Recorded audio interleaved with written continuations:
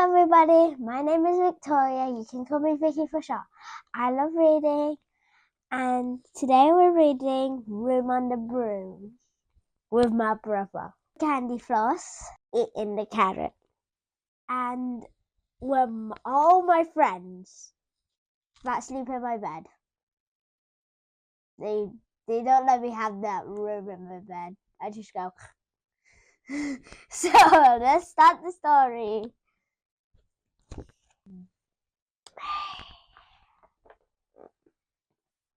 Room on the Broom. The witch had a cat and a very tall hat and a long ginger hair which she wore in a plait. How the cat purred and how the witch grinned as they sat on their broomstick and flew through the wind.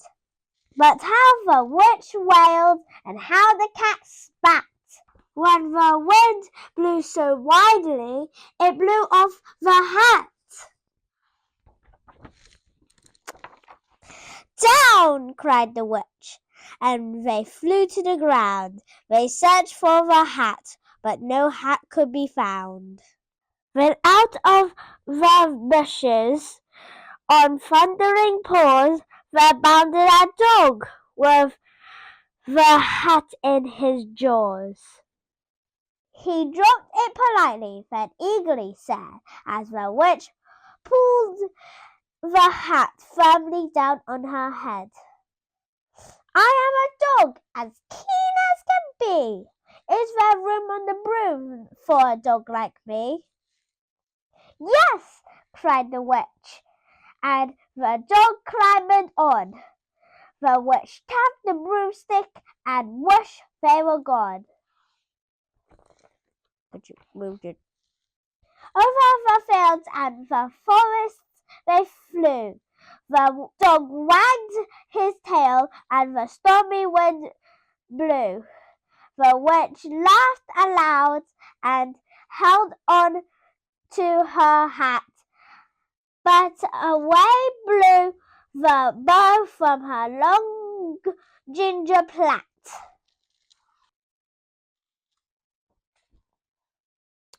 "Down!" cried the witch, and they flew to the ground. They searched for the bow, but no bow could be found. Then out from a tree, with an ear-splitting shriek, there flapped a green bird with the bow in her beak.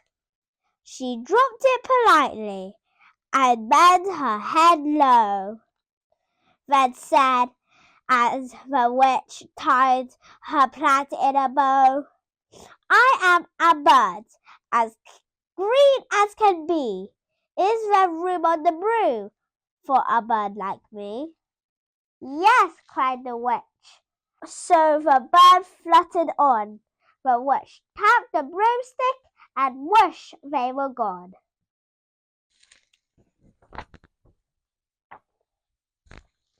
Over the reeds and the rivers they flew. The bird shrieked with glee, and the stormy wind blew. They shot through the sky to the back of beyond. The witch cluttered her bow, but let go of her wand.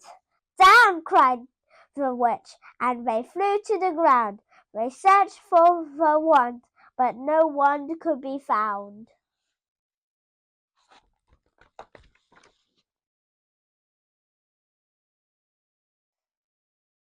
Then all of a sudden, from out of a pond, leaped a dripping wet frog with a dripping wet wand. He dropped it politely, then said with a croak, as the witch dried the wand on a fold of her cloak, "I am a frog, as clean as can be. Is there room on the broom for a frog like me?" "Yes," said the witch. So the frog bounded on. The witch tapped the broomstick, and whoosh, they were gone. Over the moors and the mountains they flew. The frog jumped for joy and the broom snapped in two. Down fell the cat and the dog and the frog. Down they went tumbling into a bog. The witch's half broomstick flew into a cloud, and the witch heard a roar that was scary and loud. I am a dragon, as mean as can be, and I'm planning to have witch and chips for my tea. No, cried the witch, flying higher and higher. The dragon flew after her, breathing out fire. Help, cried the witch, flying down to the ground. She looked all around, but no help could be found. The dragon drew nearer and, licking his lips, said, maybe this once I'll have witch without chips. But just as he planned to begin on his feast, from out of a ditch rose a horrible beast. It was tall, dark, and sticky, and feathered and furred. It had 4 frightful heads. It had wings like a bird, and its terrible voice, when it started to speak, was a yowl and a growl and a croak and a shriek. It dripped and it squelched as it strode from the ditch, and it said to the dragon, buzz off, that's my witch. The dragon drew back and he started to shake. I'm sorry, he spluttered. I made a mistake. It's nice to have met you, but now I must fly. And he spread out his wings and was off through the sky. Then down flew the bird, and down jumped the frog. Down climbed the cat, and phew, said the dog. And thank you, oh thank you, the grateful witch cried. Without you I'd be in that dragon's inside. Then she filled up her cauldron and said with a grin, find something, everyone, throw something in. So the frog found a lily, the cat found a cone, the bird found a twig, and the dog found a bone. They threw them all in, and the witch stirred them well. And while she was stirring, she muttered a spell. Iggity, ziggity, zaggity, zoo. Then out rose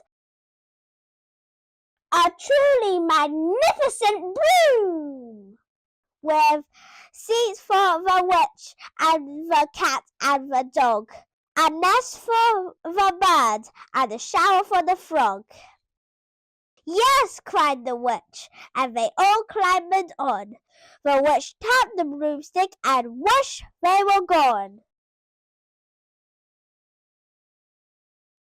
The end. I hope you enjoyed The Room on the Broom. And if you say my reading's good, well, like and subscribe. But I'm not going to force you, because people do force you. So I'm not going to force you. It's up to you. So my brother and my friends, one of my friends are on the floor because he's tired. This guy is tired. And everyone is just like, why? When is this going to end? Chill. It's going to end now.